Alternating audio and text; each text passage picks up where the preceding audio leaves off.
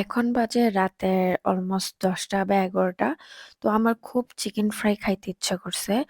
Because আমি বাংলাদেশে একটা ফুড রিভিউ ব্লগ দেখছি, যেটার মধ্যে ফ্রাইড রাইস, চিকেন ফ্রাই আরো অনেক কিছু ছিল।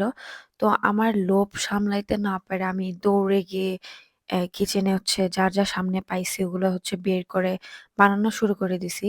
আমার এত ধৈর্য হইতেছিল না, তার জন্য ফ্রাইড রাইসটা বানানো হয় নাই। ভাবছি ফ্রাইড রাইসটা সকালে বানাবো। তাই ভাবলাম এখন যেহেতু চিকেন ফ্রাই সবকিছু রেডি আছে, তো চিকেন ফ্রাইটা বানাই ফেলি। তো চিকেনটা ভালো মতন মেরিনেট করে দেন আলাদাভাবে রেখে দিয়েছি।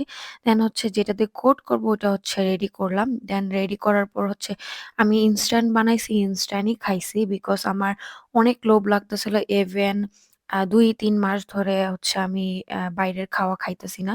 মানে ফিনল্যান্ডে আসার পর আমি চাইনিজ খাবার এত বেশি ক্রেভ করতেছিলাম যেটা বলার বাইরে।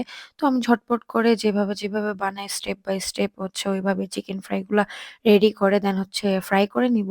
তো এখানে আমি অনেকগুলো চিকেনের পিস নিয়েছিলাম, যেগুলো রেডি করাই ছিল।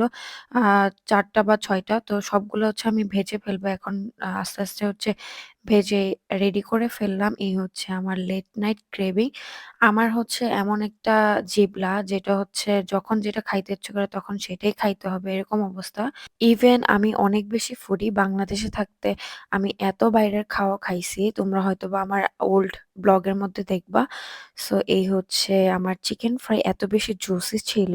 অ্যান্ড এটার সাথে সিগনেচার একটা সসও ছিল, যেটা আমি বাসায় বানাইছি। সো বাইরে যেহেতু মুভ করছি, অবশ্যই এখন নিজে নিজে বানায় খাইতে হবে, বিকজ বাইরে অনেক বেশি এক্সপেন্সিভ।